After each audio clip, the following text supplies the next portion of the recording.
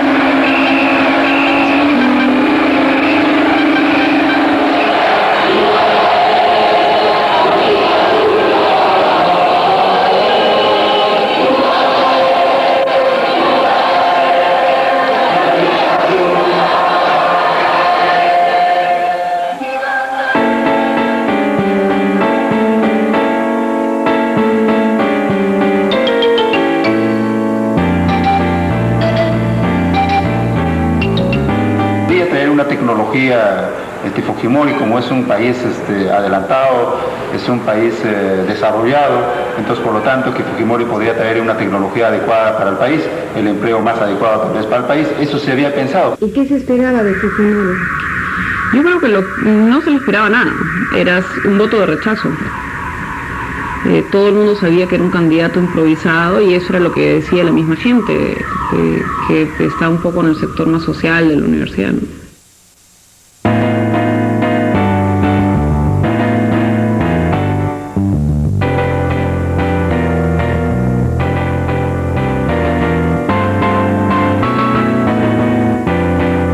Fujimori era candidato, era pues un tierno chinito encima de un tractor con una sonriente familia. El día que debía entregar su plan de gobierno, mandó a su abnegada esposa a excusarlo por un pescado.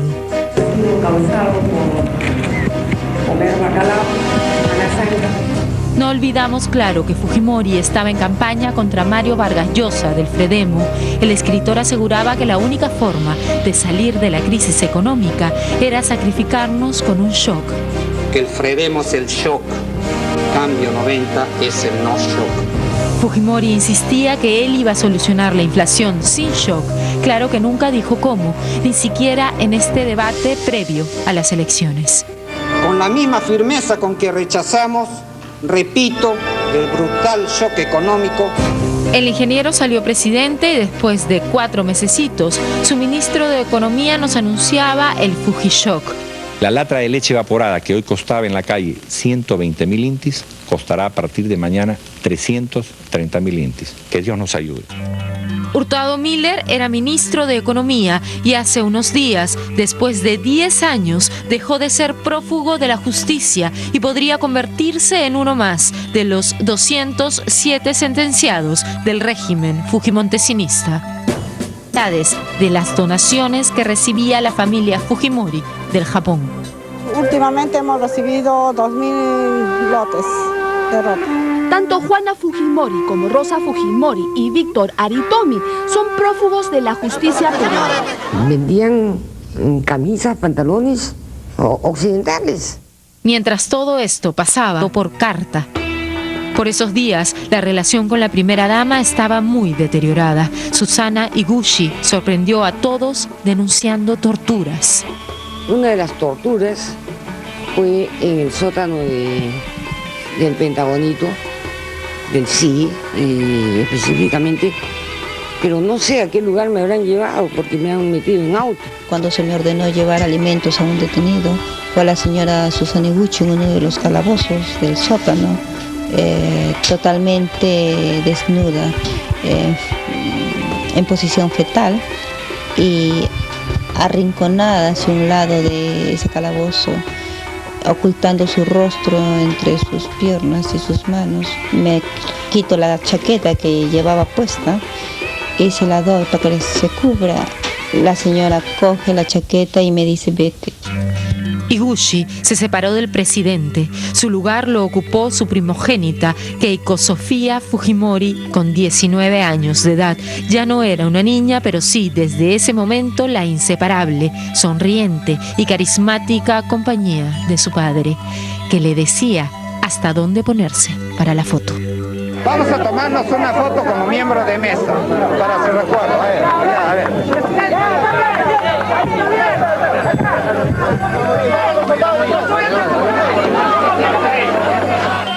Los 4 hijos se quedaron viviendo con el padre, disfrutando de todos los beneficios muy cerca al tío Vladi. Tirando la peladita. Pelea al espejo, al espejo. Ahí veíamos a un Kenji tan correcto en público, pero nada elegante en la intimidad. Se ha calculado que los hijos Fujimori se gastaron en viajes al extranjero poco menos de $450.000, que su padre no tenía ahorrado ni ganó como presidente. Cantidad similar gastaron en sus estudios en el exterior. El asesor Montesinos ha declarado que fue él quien pagó esto con dinero del servicio de inteligencia.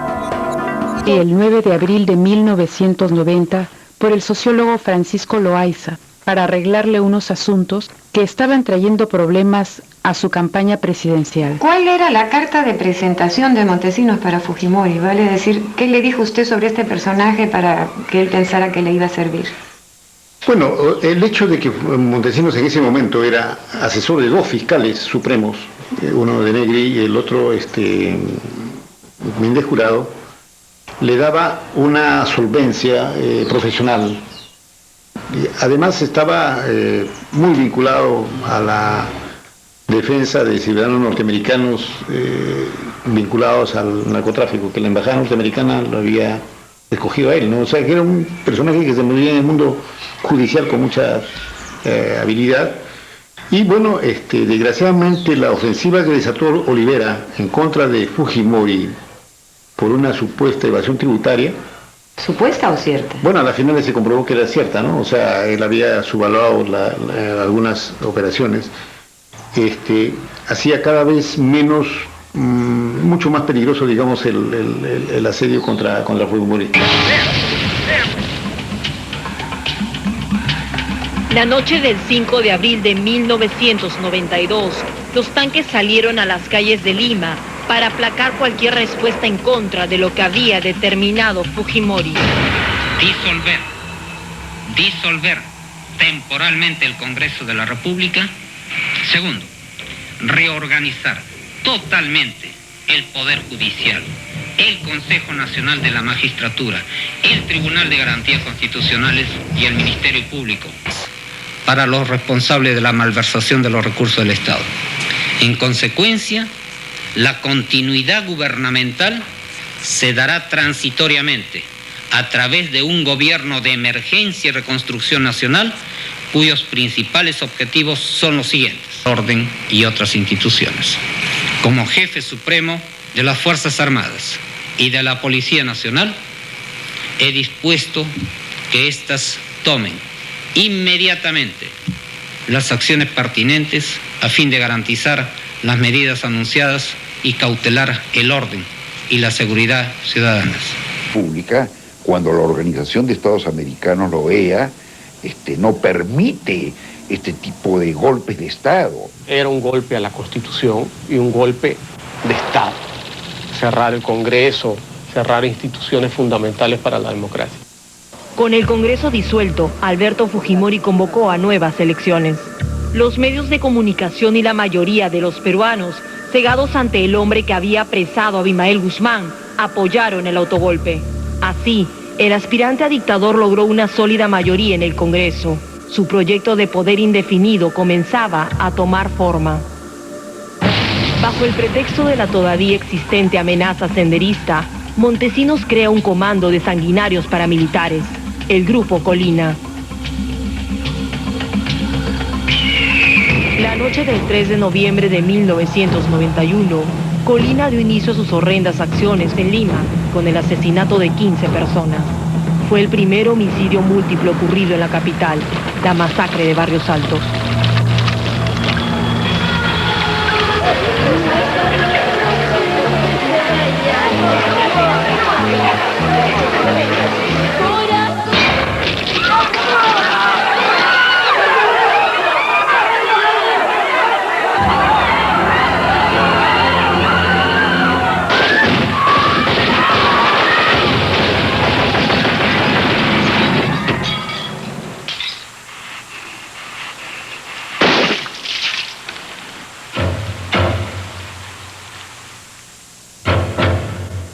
Y estaba, por supuesto, el presidente de la República, que tenía conocimiento de la existencia de este grupo y, por supuesto, pleno conocimiento al momento de su formación.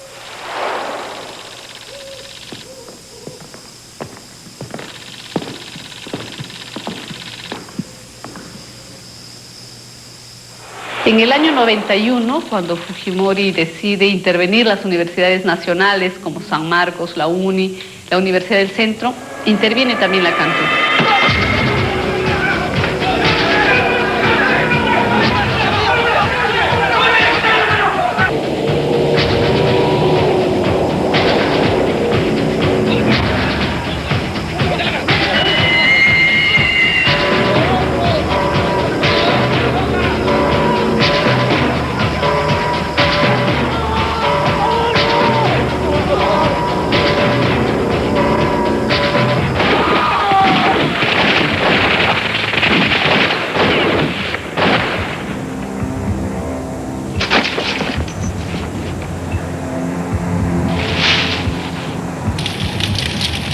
Logramos descubrir los cuerpos de 9 estudiantes y un profesor que habían sido dados por desaparecidos, cuyo asesinato era negado por las autoridades militares.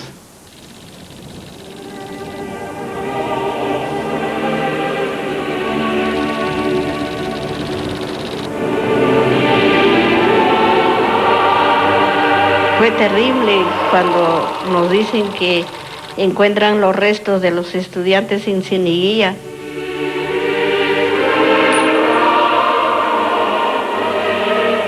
No sabía qué restos eran, pero en mi mente solamente encontrar a mi hijo cuerpo entero, algo encontrar de él, no, pero jamás imaginé que restos habían sido restos quemados, calcinados.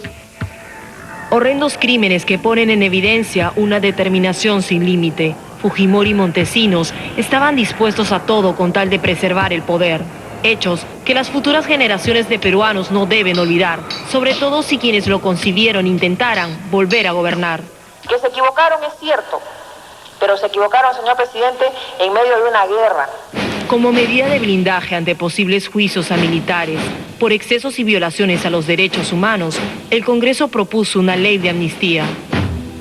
Pero también hubo voces valientes que denunciaron y reclamaron la no impunidad. Nosotros no podemos olvidar que en la Cantú hubieron muertos. La mayoría, obediente al gobierno, votó por la impunidad. A las 3:30 de la madrugada, el Congreso aprobó por 47 votos a favor y 11 en contra el proyecto de ley de amnistía general. La protesta en las calles no se hizo esperar.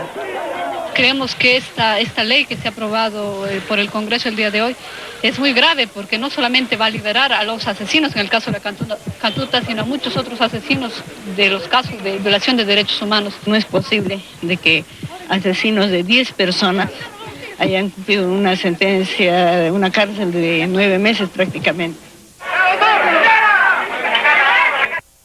Llevaban una lista, ¿no? Daban una lista y comenzaban a llamar, sacarlas y llevarlas pues a la camioneta que en ese momento se estaban esperando, ¿no? Para poderlos trasladar a un determinado lugar. Entonces,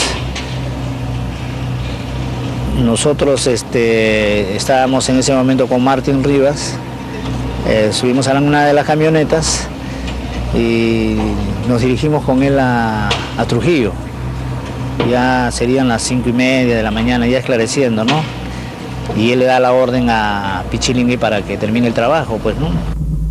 Terminar el trabajo significaba matar a 9 pobladores del distrito El Santa, supuestamente terroristas. Esto sucedió el 2 de mayo de 1992. Yo me entero también del lugar donde han sido enterrados los cuerpos por boca de Pichilingui, en una conversación en el Pato 1 o Pato 2, cuando estábamos almorzando en Trujillo. Carlos Pichilingui Guevara fue jefe administrativo del Grupo Colina y mano derecha de Martín Rivas. Actualmente cumple condena también en Sarita Colonia. Él le comenta de que había sido en la margen derecha, como quien se va para Chiclayo, ¿no? Para Trujillo, en la margen derecha habían sido enterrados y habían sido eliminados. Esa es la conversación que yo escucho en el momento del almuerzo. ¿Por qué seguía, Julio? Yo seguía porque tenía temor también a ser eliminado, ¿no? Porque esa era la amenaza que constantemente Martín Rivas nos advertía. ¿Qué les decía? Si se van los mato. No, decía ya el que vio, ya pues tiene que continuar acá, ¿no? Porque podría haber una bala perdida de nosotros mismos en el momento de las ejecuciones y podían desaparecer. Tan es así, eso se llega a confirmar con la muerte de Mariela Barreto, se viene a confirmar también con la muerte de Pretel, de otro de los integrantes de mi grupo. ¿Quién mató a Mariela Barreto?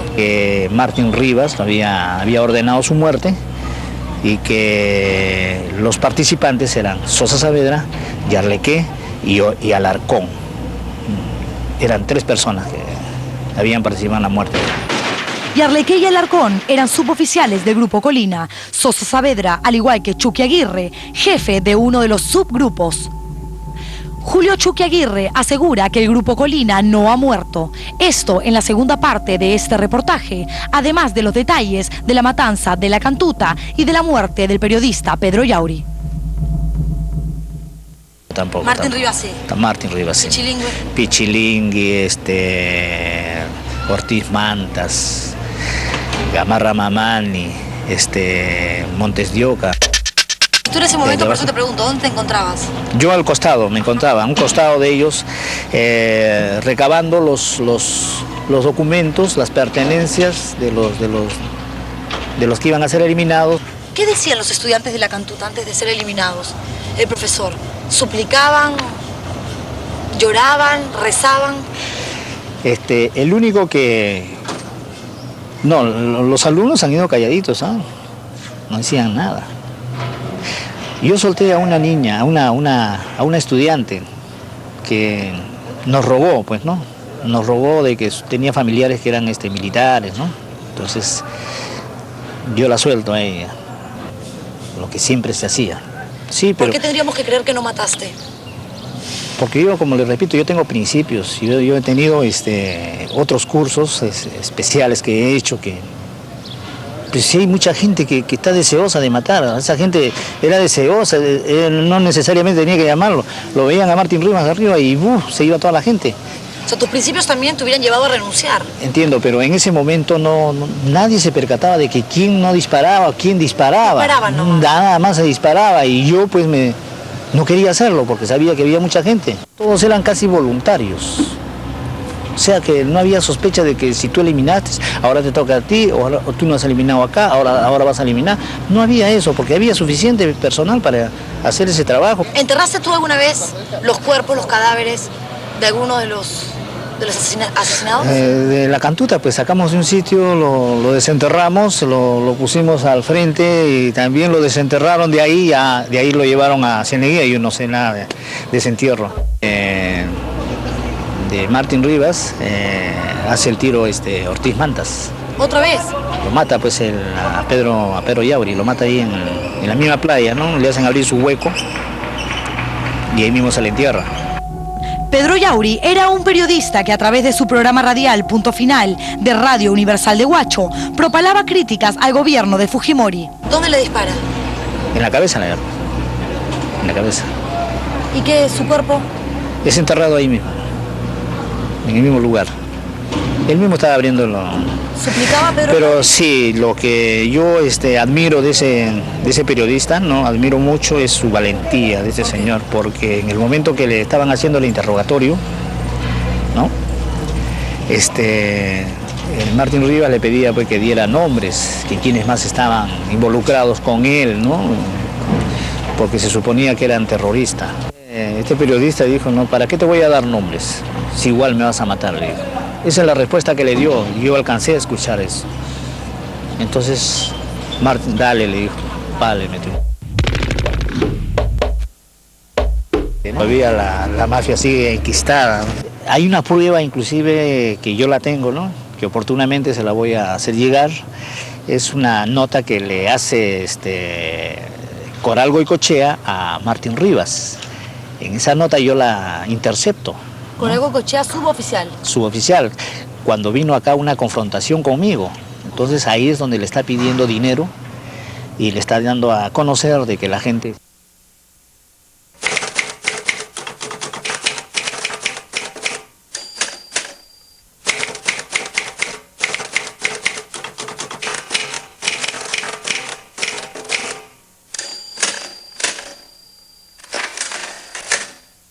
He dicho difundir a fondo los métodos de planificación familiar.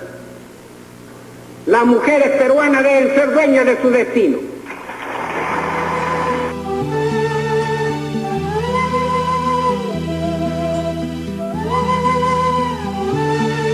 No lo han pensado qué va a venir para el futuro. Es que el método que han utilizado no es para las campesinas.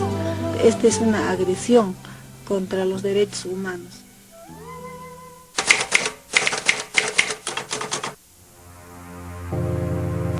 Un pueblo desprevenido. Una actitud indiferente. Una ola de rumores. Fueron esos los primeros indicios de que algo andaba mal. Decenas de mujeres eran esterilizadas diariamente en cumplimiento de metas impuestas. 1996, diferentes medios de comunicación empezaron a publicar denuncias que hacían referencia a la existencia de metas en el programa de planificación familiar. A los pocos días, un nuevo documento fotografiado en Acobamba y publicado por El Comercio confirmó el carácter obligatorio de las cuotas impuestas al personal. Con la fotografía de un comunicado al personal de la Subregión de Salud de Huancavelica, en el que se establecen las cuotas de captación de pacientes para anticoncepción quirúrgica voluntaria, AQV. En él se establece, no hay pago por captación de pacientes AQV, ya que tiene carácter obligatorio. El gobierno siempre negó que habían metas. Entonces, las primeras denuncias relacionadas con metas las desmintieron, dijeron que era falso, que no había ninguna presión.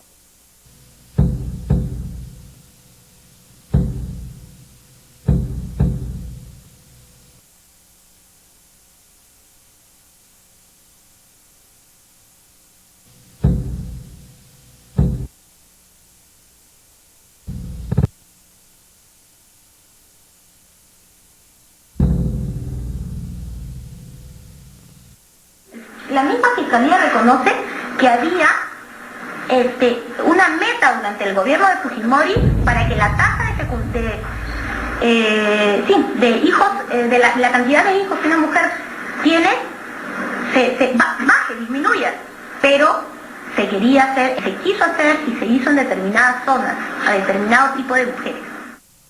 A partir de 1996, se implementaron en todo el país diversas ferias, festivales, o campañas de planificación familiar en las que se privilegiaba el uso de métodos definitivos. Del 11 de octubre de 1997, firmado por el director del Centro de Salud de Huancabamba y con el sello de la Dirección Regional de Piura, amenaza abiertamente con el despido de no cumplirse con la cuota impuesta.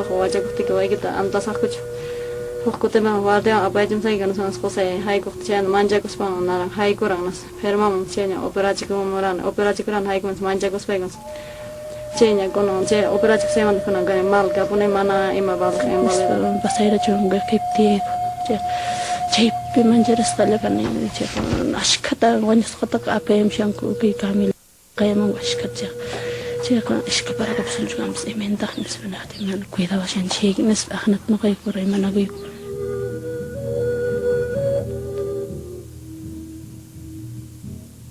Ванисаты робсакум ванискат. Вакинка атикау не шихтат. Чейто нукас уязу куспан манусие кун манамадин чейте виск эван тунгут. Чиндуанч. Нас мана лохсимита дакте хината компайван киак чипичинда. Hay que como wachana kita okai ko nakai operation ton kuna apachim sungits gobierno Fujimori apachim sungits para na patos pampa de anta pagme apachim 300 madres. Nosotros somos inválidos, nomás ya no servimos para nada. Para la comunidad. Para la comunidad, para mi familia también. ¿Por qué? ¿Qué te dice tu esposo? ¿Cómo ya no serví? Como ya no puedes tener hijos, ya no sirve. Claro, eso te dicen. ¿Y tú crees eso? Sí, creo. Ya me pasa de a mi cabeza, quiero morir nomás ya. ¿Tanto así? Sí. Nosotros vivimos en el campo, sufrimos. La política de cómo el Fujimori ha decretado que nos devuelva, dice, la salud. Fue una de las últimas en ser operadas en esa campaña. Al concluir, el personal salió a celebrar. La señora Ochoa había sufrido la perforación del intestino grueso durante la intervención. 38 horas después, falleció. El Centro de Salud de Huaytará no contaba con los medios para hacer frente a esta fatal circunstancia. Muchas de ellas fueron amenazadas sobre que iban a ir a la cárcel, muchas de ellas fueron amenazadas que ya no se les iba a dar alimento, ¿no? Si no se ligaban las trompas. Si no se ligaban las trompas, ¿no? La ahora congresista Hilaria Supa acompañó a estas mujeres que denunciaron ya en 1996. Ella considera que es inaceptable que se les niegue justicia.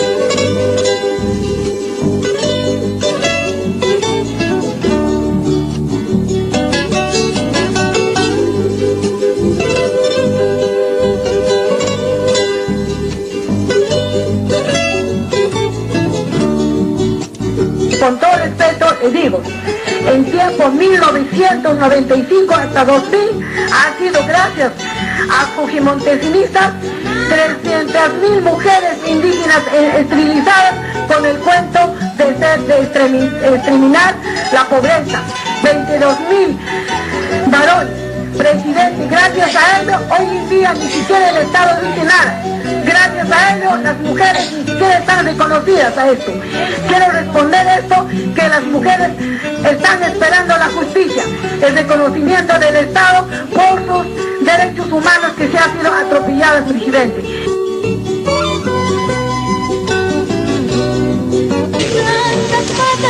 Siempre quedarán felizmente las instancias internacionales.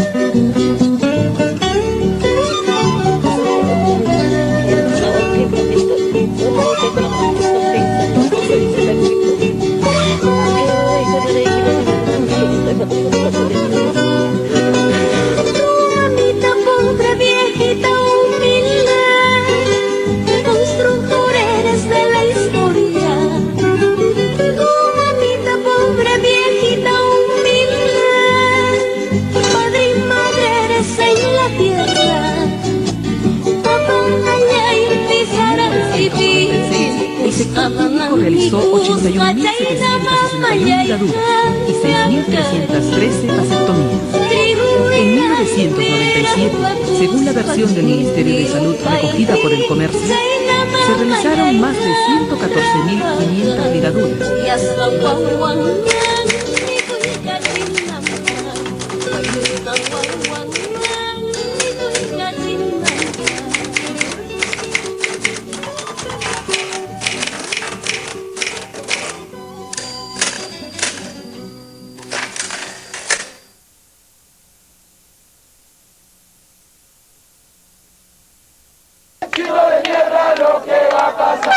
Yo trabajo con estrategia.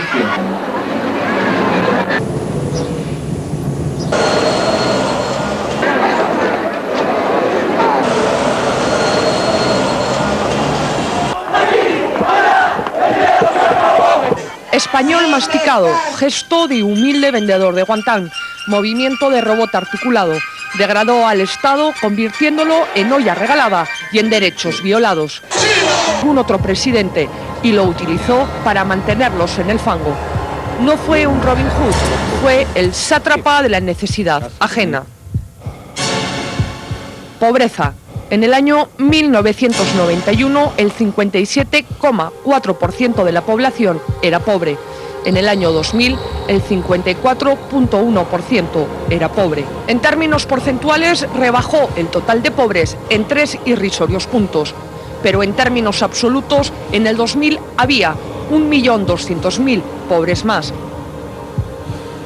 Vamos a ver quién se gana la pobreza, esto es, mantenerla de forma consciente. Eso se puede corroborar con las fluctuaciones que tenían los gastos en los programas sociales en víspera de las elecciones. Estos gastos crecían enormemente en víspera de las elecciones y volvían a decrecer cuando éstas pasaban. La flamante ministra de Promoción... Estadísticamente, en la era Fujimori se dieron estos otros indicadores de fracaso.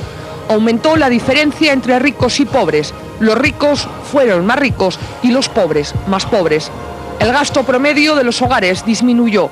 En 1991 era de 17.000 soles anuales por hogar. En el 2000 la cifra bajó a 15.817 soles. El gasto es el indicador del bienestar material de la población. Tuvo el dinero de las privatizaciones y el país solo se vende una vez. Utilizó los fondos del Fonavi a su antojo, para todo menos para financiar la vivienda de los trabajadores. Estamos hablando de millones de dólares que nunca más volverán. Y él perdió la oportunidad histórica. Quizás lo peor de todo es que demolió la conciencia colectiva para convertirla en frijol regalado.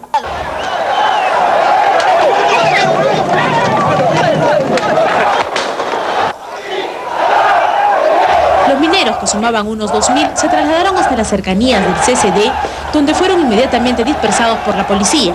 La única forma de sacar a los pobres de la pobreza es generando fuentes de trabajo, y Fujimori tampoco consiguió esto. Con honradez, tecnología y trabajo saldremos adelante.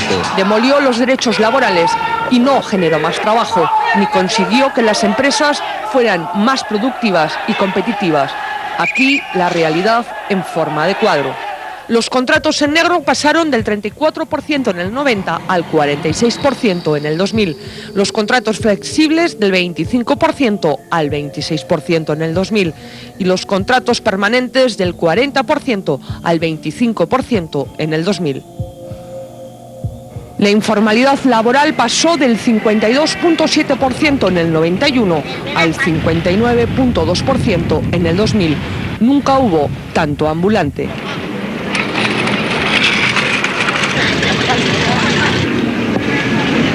El famoso decreto 728, el reconocimiento en la Constitución del despido arbitrario como una fórmula legal y una maraña de normas que sirvieron para todo, salvo para hacer digno el trabajo. El compañero tomó una determinación, ha tomado lejía con el fin de mantener su puesto de trabajo, porque él dice prefiere morir antes de irse a la calle teniendo hijos menores. Puso en marcha una de las reformas más drásticas de América Latina, solo equiparable a la hecha por Menem en Argentina.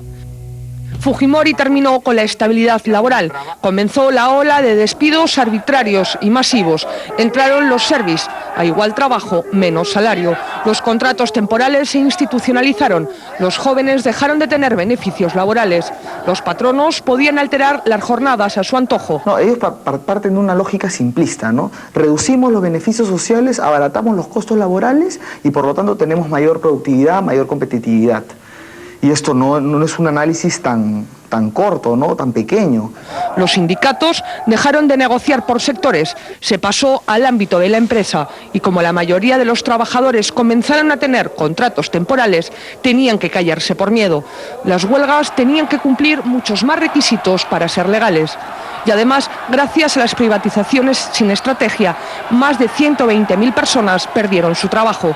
Los nuevos operadores solo reabsorbieron al 36% y Fujimori no creó el fondo de compensación que debía haber creado por ley. Para los que nacieron en 1985, por ejemplo, o para los que nacieron antes, pero quieren la amnesia como epidemia en el Perú. La segunda parte tras la pausa. Hemos demostrado que somos capaces, junto con el pueblo, a resolver todo tipo de problemas. Las privatizaciones fueron su gran caja chica, la fuente de su clientelismo. Vendió el país a precio de huevo roto, subvaluó empresas, nos dejó sin sectores estratégicos y descapitalizó el país, porque a los postores les dejó carta libre para hacer y deshacer a su antojo. Las privatizaciones fueron ideológicas, no correspondieron a una estrategia. Lo único que importó fue hacer caja a como diera lugar. También el Cine Colón era rentable. ¿Y qué hace el Estado con el Cine Colón? Y quizás era el más rentable de todos, ¿no? Entonces el gran punto aquí es que no por ser rentable debe quedar en manos del Estado. Y esto es lo que se vendió. Electricidad, 68%, agricultura, 35%. De la minería se vendió el 90% de las empresas estatales. En manufactura, el 85.5%. Y de hidrocarburos, el 68%. Todo por 9.221 millones de dólares, de los que solo ingresaron al Estado poco más de 6.000. La diferencia en gastos varios, impuestos, pago a burocracia dorada, saldos de empresas que no pagaron. ¿Quién responde sobre más de 500 millones de dólares que tenemos pendientes de cobranza por las empresas vendidas a crédito? No tenía sentido privatizar empresas vendiendo a plazos, dando crédito. ¿Quién responde sobre más de 6.000 millones de dólares de compromisos de inversión, sobre la cual no hay cláusulas de exigencia que obliguen a los inversores a colocar esos recursos en el país? Eso está ausente. Y de los 4.880 millones que gastó de la privatización, el 45% lo destinó a la compra de armamento de ese que ahora se cae y al pago de deuda externa, algo que por ley estaba prohibido. El dinero de la privatización debía ir al desarrollo social y a la pacificación interna. Tuvo un manejo de parte de ese dinero para sus programas sociales a efectos de manejar clientela política en función de la reelección y la consolidación del poder fujimorista en el país. Vayamos con algunos hitos de la privatización. Petroperú se vendió por partes y se subvaluó. Ahora estamos pagando el precio más alto de la región en combustibles. La refinería La Pampilla se vendió el mercado más importante del país por 180 millones de dólares, cuando tenía unas utilidades anuales de 85 millones. Se vendieron los lotes petroleros con reservas aseguradas. Se vendieron los grifos uno a uno, como si fueran papayas. En concepto de alquiler, daban al Estado 38 millones de dólares anuales y se vendieron por 78. Otra filial de Petroperú, la naviera transoceánica, es otro caso de subvaluación. Los buques que tenía estaban en buen estado y estaban valorados en 85 millones de dólares, pero la CEPRI valoró la empresa en 21 millones de dólares. Nos quedamos además sin transporte nacional de combustible. Otro caso clamoroso es Solgas, también filial de Petroperú. Se vendió por 7 millones de dólares, cuando solo su edificio principal estaba valorado en 5 millones de dólares y tenía unas utilidades anuales de 2 millones. Esto fue en 1992, 4 años más tarde, en 1996, los que compraron a este precio la vendieron a Repsol por 50 millones de dólares. Aquellos que argumentan que la venta de Petroperú, Centromin Perú o Ciudad Perú generaría inseguridad en la defensa de la soberanía nacional, pienso que no conocen los hechos, es todo lo contrario. Cuando Fujimori quiso reaccionar ya era demasiado tarde. De Petroperú solo quedaba la chauchilla. Aeroperú fue otra de las perlas de la privatización. Nos quedamos sin una línea de bandera nacional porque se vendió por vender al grupo Aeroméxico, que la liquidó al poco tiempo. Se permitió que se administre fraudulentamente, de forma tal de que, aparte de que la empresa quebró, la empresa no declaraba las ganancias que tenían aquí, porque las facturaban como si fueran ventas hechas en México. La minería fue sin duda otra de las piezas angulares. Fujimori les dio un marco tributario que hasta ahora es el origen de muchos conflictos sociales. No puso límites a la contaminación. El impuesto a la renta se minimizó y como el canon minero dependía o depende del impuesto a la renta, hemos visto empresas como Dorran, por ejemplo, que en la práctica el impuesto a la renta pagado, por ejemplo, en el 2002, no llegaba ni a 2.000 soles, ¿no? Caso Hierro Perú. Se presentó como el espaldarazo de la privatización. Se valoró en 22 millones de dólares y la empresa estatal china Shougang la compró por 120 millones de dólares, más el compromiso, hasta ahora incumplido, de invertir 150 millones de dólares más. Se les vendió las reservas de cobre y hierro por más de 200 años. Ahora la empresa china lo que ha creado es un grave conflicto social. Contamina, paga salarios de miseria, pero exporta 120 millones de dólares al año. Seguimos con la minería. Centromin era la principal minera del centro del Perú, era una empresa integral. Doerram compró una parte, Volcan la otra. En los dos casos no pagan casi impuestos, contaminan, no han cumplido con sus compromisos de inversión y tienen utilidades millonarias. Se vendieron a precio de risa. Por ejemplo, el yacimiento de Cerro de Pasco se pagó 61 millones de dólares cuando tenía utilidades de 20 millones al año. Nosotros evitamos y hemos tomado en este momento el local a fin de evitar que en este gobierno, que ya está en las postrimerías, se llegue pues a una coligazón a entregar pues a unidades estratégicas que son de interés del país. Minero Perú también se regaló. Solo un ejemplo, por el yacimiento de cobre de Quellaveco se pagó 12 millones de dólares y el compromiso de invertir 2.800 millones más. Y hasta ahora solo se ha invertido 70 millones. La misma empresa que compró Quellaveco pagó por un yacimiento en Chile, que era la tercera parte, 180 millones de dólares. Y además se privatizó la luz, el teléfono, vendimos la carne y nos quedamos con el hueso. El Estado ha recibido menores impuestos, el público ha pagado las altas tarifas que han financiado en última instancia la inversión y las empresas ya privatizadas, las empresas privadas, en muchos casos, en la mayoría de casos, tienen tasas de rentabilidad, por decirlo de una manera, extraordinarias o anormales, ¿no? Hizo del país una combi, nos llenó de carros de segunda, trajo las AFP sin condiciones. Definitivamente fue el hombre guantán, cobertura transparente, fondo triturado. Él sí que cumplió con perder una oportunidad histórica. Al fin y al cabo, era un japonés sin respeto por el país que lo acogió.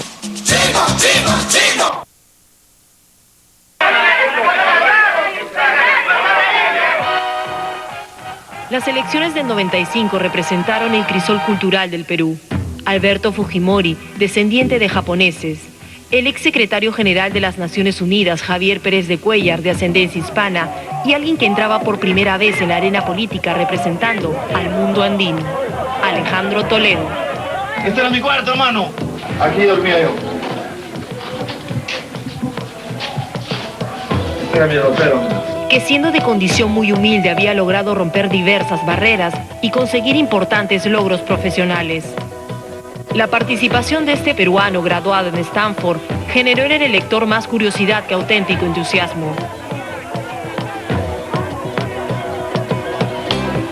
Esa curiosidad se transformaría en el gran apoyo popular que lo convertiría, años después, en presidente del Perú. Alberto Fujimori fue reelecto con una abrumadora mayoría y de inmediato puso en funcionamiento la maquinaria reeleccionista para el 2000. La bancada oficialista del Congreso, impuesta con el autogolpe, contradiciendo la Constitución y buscando la segunda reelección, presentó el proyecto de ley de interpretación auténtica. Interprétase de modo auténtico que la reelección a que se refiere el artículo 112 de la Constitución. Fujimori pretendía quedarse en el poder por 5 años más, pero el máximo organismo judicial, el Tribunal Constitucional, votó en contra de esa ley declarándola inaplicable.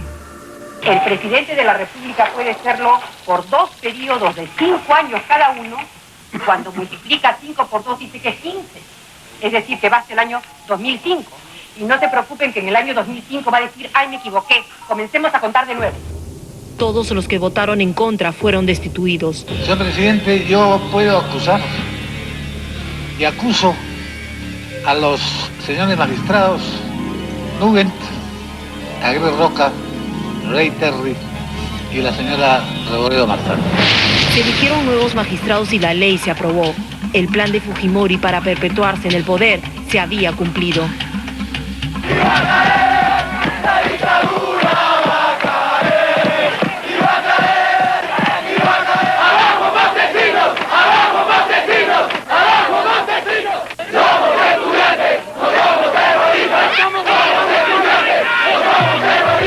Ante esta amenaza, un grupo de ciudadanos empezó a recolectar firmas para convocar a un referéndum que pudiera derogar la ley de interpretación auténtica.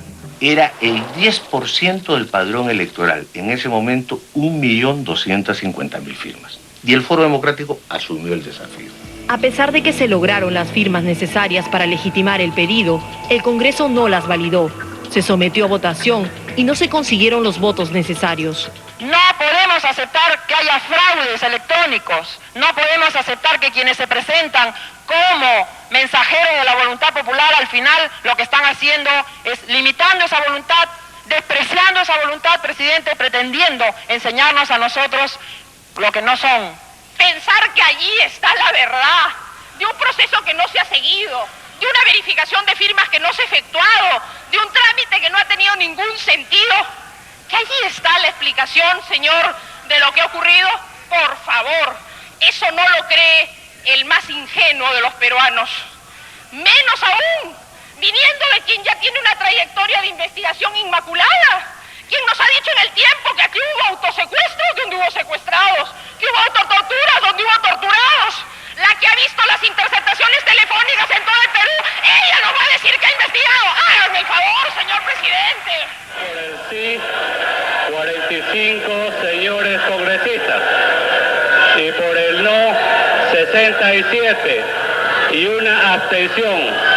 En consecuencia, el proyecto de ley número 3.924 ha sido rechazado. Como consecuencia, se inició una auténtica resistencia liderada por estudiantes universitarios, que sin ninguna consigna política ni manipulados por nadie, ejercían su derecho a protestar y a reclamar una libertad cada vez más atropellada por el régimen.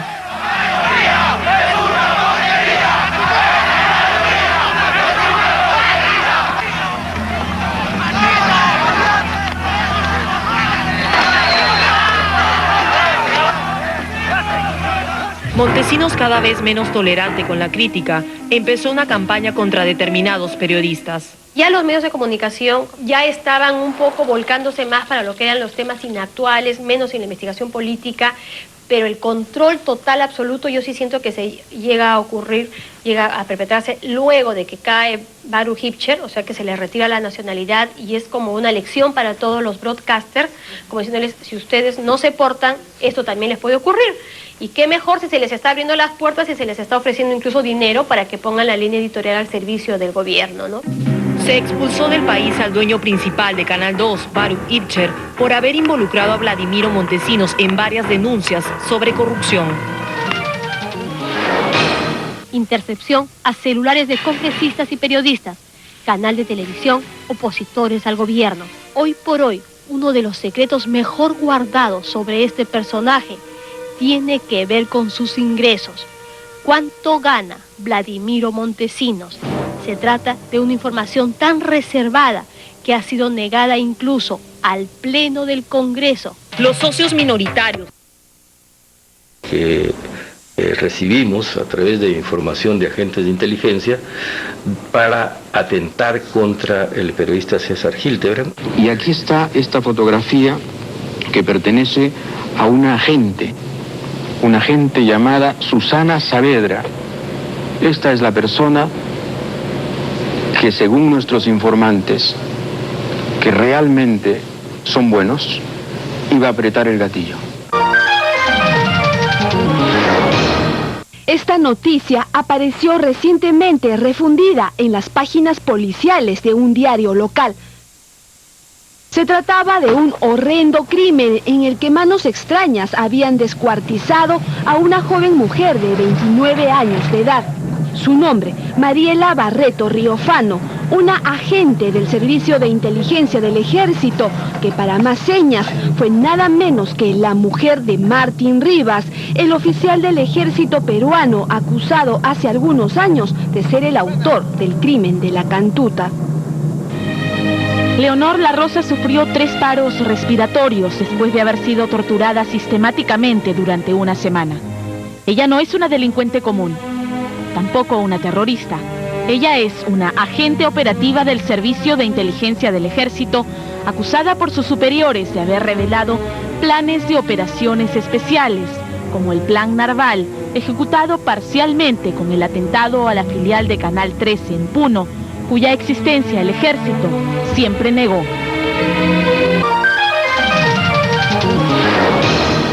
Hoy por hoy, uno de los secretos mejor guardados sobre este personaje tiene que ver con sus ingresos.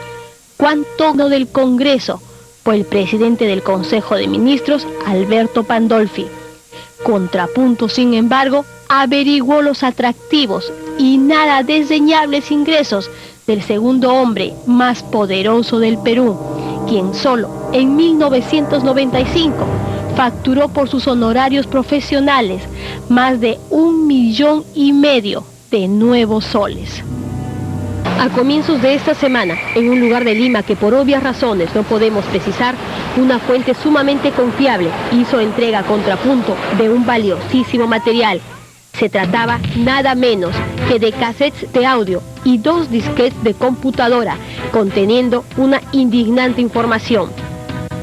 Por primera vez en los últimos años, estos cassettes de audio y estos disquetes pueden probar finalmente y de manera irrefutable que en el Perú el espionaje telefónico es una terrible realidad. Y lo que es más grave, es un arma que se viene utilizando cada vez con mayor fuerza contra políticos y periodistas. Una prensa adicta. Es el motivo que pagó tanto dinero a los dueños de televisión. El mismo Montesinos entregaba rumas de dinero en efectivo a cambio de asegurar el apoyo incondicional a los planes reeleccionistas del gobierno de Fujimori. Otra herramienta que usó para atacar a sus detractores fue la llamada prensa chicha, una prensa popular que utilizaba llamativos titulares para destruir la imagen de quienes se oponían o criticaban al gobierno. Ya hemos visto los diarios chicha con toda la plata que robaban realmente y que publicaban guerras psicosociales, ¿no? Ahí se conocía que eran de 3.000 a 6.000 dólares por cada titular. O sea, cada titular, cuando era página abierta, era 5 a 6.000 dólares. Todos los días había un equipo en el Servicio de Inteligencia que fabricaba los titulares y los medios tenían que llenar las historias con mentiras para satisfacer este libreto que había sido elaborado en el Servicio de Inteligencia. Las primeras víctimas inmediatas de esa prensa chabacana, manipuladora y pueril fueron los candidatos a las elecciones del 2000, Alberto Andrade y Luis Castañeda. Luego apuntarían sus ataques al entonces candidato Alejandro Toledo.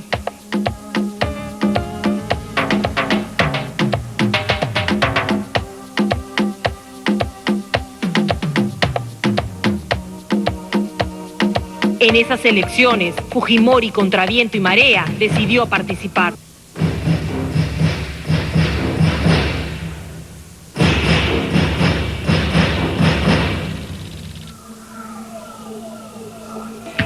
La maquinaria gobiernista para las elecciones era arrolladora. Los fondos del Estado se usaban a diestra y siniestra. Ante esto, se hacía necesario un frente de oposición con una candidatura única. El primero en plantearlo, sacrificando su opción independiente en favor de algún otro candidato, fue Alejandro Toledo. Ese gesto de mayor apoyo popular y se convirtió en el principal contendor de Alberto Fujimori. ¿Por qué es imposible? Porque vamos a dar resultado mesa por mesa. Papelito manda, se va a entregar a todo el mundo las actas de votación. El día de las elecciones, el 9 de abril, las primeras proyecciones a boca de urna daban como ganador a Alejandro Toledo. Alejandro Toledo, 48.5%. Alberto Fujimori, 42%. Sin embargo, horas más tarde, se consumó un escandaloso fraude. Los resultados se habían invertido. Fujimori aparecía como ganador. Ya no son cifras como resultado de una encuesta o preguntas al público en boca de urna, es decir, cuando sale de votar, sino que ya son resultados del conteo de los votos, resultado que tiene una gran exactitud. Votación presidencial, Lima, al 85%. Alberto Fujimori, 50,5%. Alejandro Toledo, 38,9%.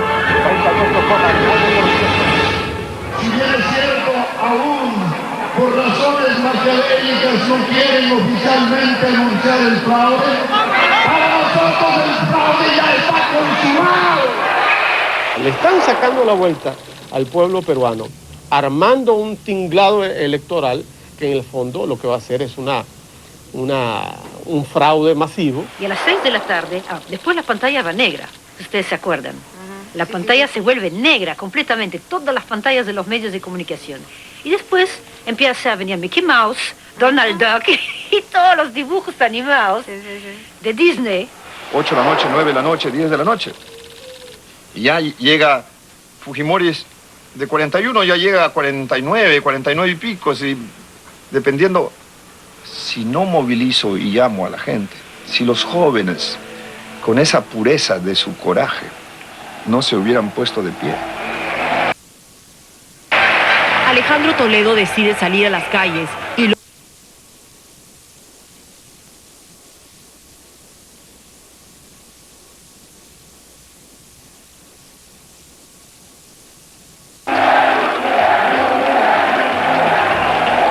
Se inicia una resistencia y las condiciones para un segundo proceso electoral no existían. Frente a esto, Toledo decide no participar hasta que no se efectuaran cambios radicales para una segunda contienda electoral. No vamos a participar en ningún proceso electoral en el cual subsista todavía el andamiaje fraudulento que está tendido y que operó en la primera vuelta. Les agradezco muchísimo.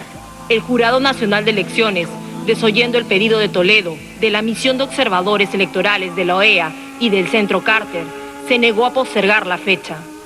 Todas las condiciones normales para una elección libre, justa y transparente ya estaban amañadas. El gobierno continuó con la farsa, dejando a Fujimori como único candidato. El ritmo del chino ya está en la costa, ya llegó a la sierra. El 18 de mayo del año 2000 decido no participar en la segunda vuelta porque había un andamiaje fraudulento que a priori estaba tendido y sabíamos quién iba a ser el ganador. Esos señores policías deben actuar para que no arrojen piedras los revoltosos. General,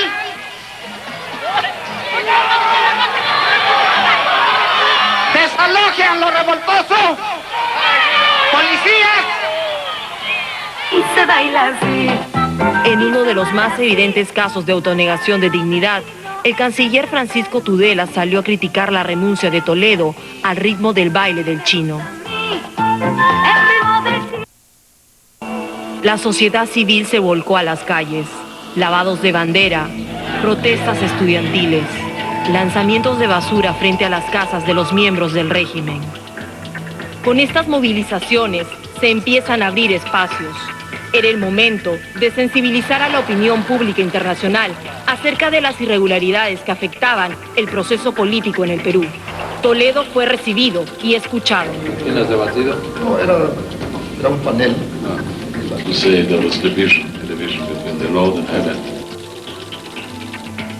Vladimiro Montesinos, como la apertura de los medios de comunicación, particularmente la televisión de señal abierta. El pueblo peruano debe contar con el apoyo de todos los demócratas en su empeño por lograr, en un plazo muy corto, el retorno a la democracia mediante comicios verdaderamente justos y transparentes. La democracia no la hemos agarrado de las patas, hay que cuidarla siempre, y pienso que un ejemplo como este, si se difundiera, sería tremendo para toda América. Finalmente, todo eso tomó un cauce y se encontró con el sentimiento de protesta masiva. Y por supuesto que fue una lucha frontal. Todo ello se convirtió en un preámbulo para que Alejandro Toledo, liderando la resistencia, viajara por el Perú y convocara la mayor movilización registrada en la historia del país. Para un forastero que vendrá de los 4 suyos para el 26, 27 y 28.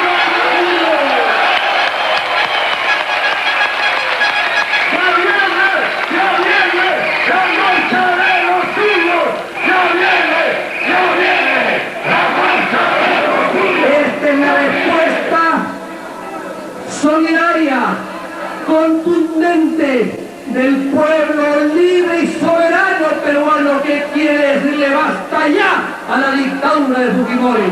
Aquí estamos para que miren los de la OEA, que los peruanos reclamamos elecciones nuevas elecciones para que haya democracia en el Perú. Porque no tenemos diferencias, ni puede haber diferencias cuando se defiende el legítimo derecho del pueblo a elegir limpiamente a sus autoridades. Y el pueblo peruano esta vez libre. Los 4 suyos marcharían hacia Palacio de Gobierno. El anhelo profundo por impedir pacíficamente la inauguración de un gobierno sin legitimidad los llevó a emprender viajes desde Tacna, Cusco, Huancavelica, Junín, Pucallpa, Iquitos, Cajamarca y Piura.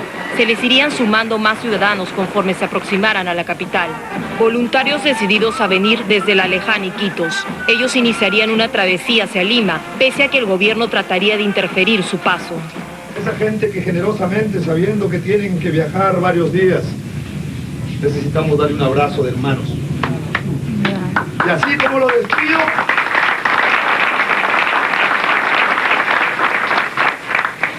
yo iré a Chosica a recibirlos.